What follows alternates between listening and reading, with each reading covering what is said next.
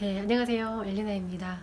네, 이번 시간에는 자신의 삶이 실제로 정말로 좋아지려면 어떤 차원에서 접근을 해야 되는가, 좀 이런 부분에 대해서 좀 나누고 싶어서 영상을 좀 촬영하게 되었습니다.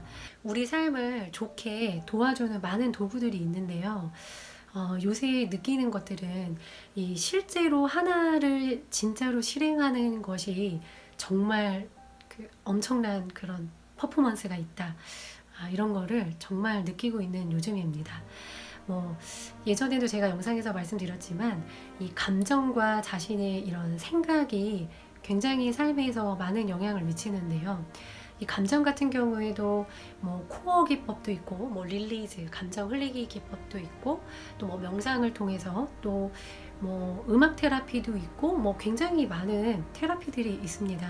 호호포노포노 같은 이제 정화 기법도 있는데요.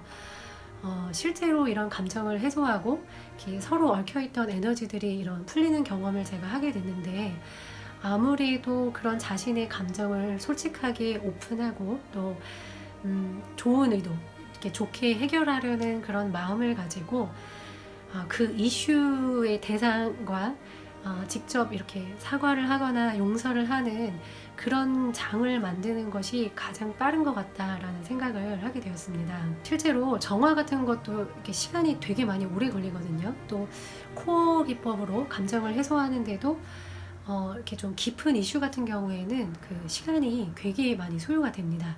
하나의 감정만 있는 게 아니라 감정을 처리하다 보면은 그 레이어도 굉장히 많고요.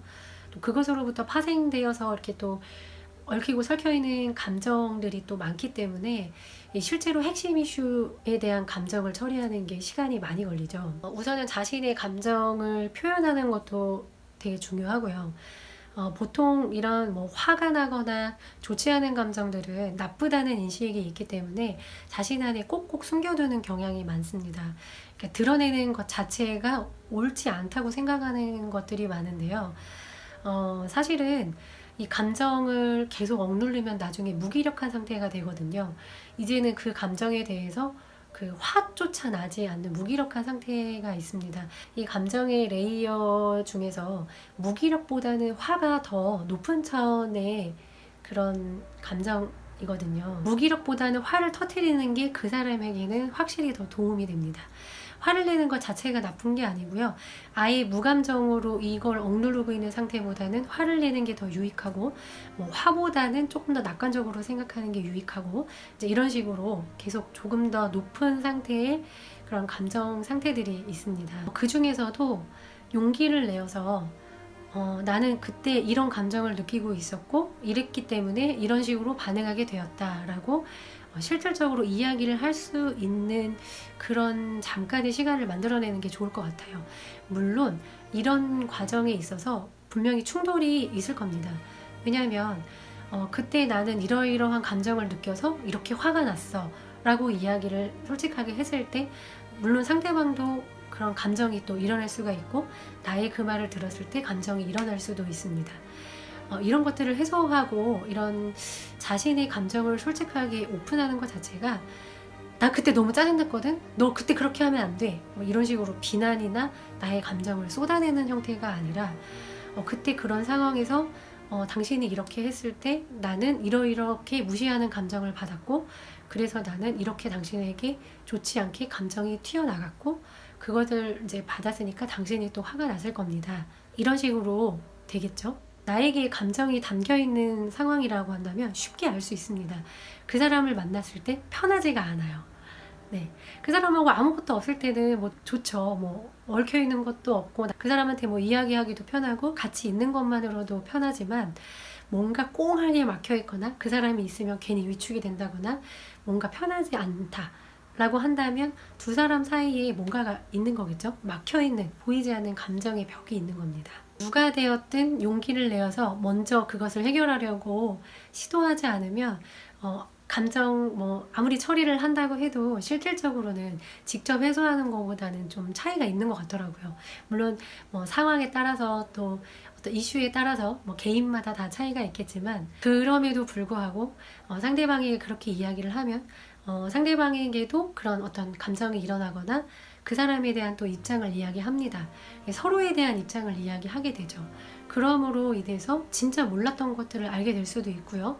내가 몰랐는데 단순히 내가 잠깐 보게 되었던 겉모습을 보고서 내 맘대로 인식을 하게 된 경우도 굉장히 많습니다. 1차적으로는 이제 제가 상한 거지만 그 다음에 제가 그 마음을 가지고 이제 좋지 않게 감정적 반응을 함으로 인해서 그 이제 상대방까지 감정적 반응을 일어나게끔 이제 어떻게 보면 유도가 된 거죠. 그런 이슈들이 어떤 이런 도구들을 통해서 해소가 그냥 돼서 완결이 되는 경우도 있고, 실제로 그 사람을 만나서 내가 해결해야 되는 경우가 있는데, 그럴 경우에는 다 내면에서 느낌적으로 알게 됩니다. 자신이 정말로 내가 감정이 풀리지 않은 상태에 있으면 그 사람을 볼 때마다 그 사람을 깨끗하게 볼 수가 없고, 그냥 하는 한마디가 그 사람한테는 독처럼 이렇게 독화살을 뿜은 상태로 내뱉어질 수밖에 없구나, 그런 생각이 들어서 이거를 내가 어느 정도 스스로 작업을 하고 이렇게 만나서 해결하고 이런 것들이 되지 않으면, 아무리 뭐 긍정의 기법을 하고 이런 뭐 작업들을, 감정 제거하는 작업들을 한다고 하더라도 이 근본적인 게 해결이 되지 않으면 계속 남아있는 거고, 그게 그 사람뿐만 아니라 이 부분에 대해서 얽혀있는 것들을 다른 사람들을 만났을 때 해결이 당연히 되지가 않습니다. 그래서 계속 나도 모르는 사이에 그렇게 독화살처럼 남들에게 감정적인 반응을 하게 되는 것이죠. 내가 완결해야 될 것, 사과해야 될 것, 풀어야 될 것들을 하지 않음으로 인해서 새롭게 만나는 모든 관계들에서도 그렇게 좋지 않은 같은 패턴을 반복함으로써 계속 안 좋아지는 것들을 만들어내고 있는 거예요. 우리가 이슈가 한 가지만 있는 게 아니잖아요.